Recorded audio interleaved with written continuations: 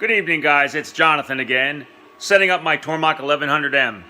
And I'm just starting to set up the ATC and the tool changer and the drawbar and everything and getting it all working. And I thought I had everything lined up like they listed in the videos and in the instruction manual.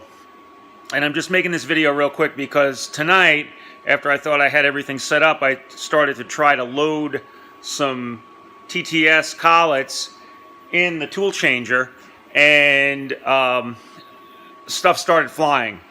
And so I'm just going to make a quick note here for you guys. If you are setting this up, rule number one, put something on the table, so if stuff goes wrong and your installation wasn't right, you're not putting chunks in the table and you're not totally destroying whatever tools, even if they're cheap Chinese end mills, you're not just driving them or dropping them onto the bed.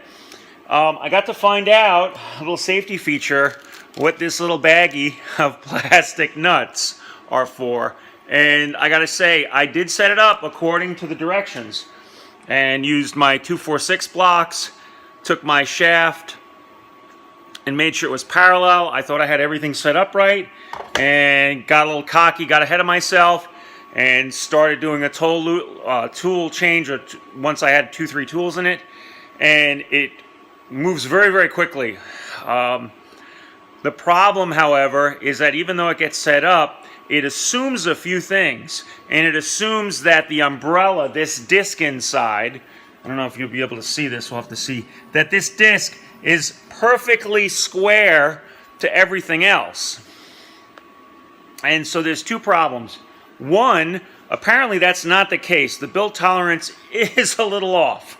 And so as it rotated, the collets didn't line up exactly right. And so as the collet came down, or as the spindle came down and the collet went up, it caught it on an angle, and it actually broke one of our little forks here. Now, it didn't break the fork, it broke the plastic hardware that they use, and they give you some extras. It says, hey dummy, you're gonna break stuff. So anyway, I looked at it, and using my calibrated eyeball of way too many years, I started checking and dropping the spindle on top of each tool in the tool change position, and I found that even though I set it up and lined it up, setting these last two little adjustments here, getting it so it was traveling smoothly up and down, solved my problem. Now the fun part is getting the old threads out of the tool changer plate there, because there's a couple of broken ones there you can kind of see. I don't know if you can see them, but they're just that's your punishment. Basically, you got the ends of the threads in there, so I don't know if there's an easy way to get them out. I got a bunch of tools I can do that with, but that's number one. Number two, as the ATC spins, it spins so quickly that the centrifugal force of the tool actually brings it out a little bit. And so, depending on what tool you have, what bit, what end mill, what drill, whatever, the weight may change and it may kind of come out a little bit. Or not, if it's a lighter tool, and also depending on the interference fit of where the grooves are milled. So you want to kind of be aware and just look at that.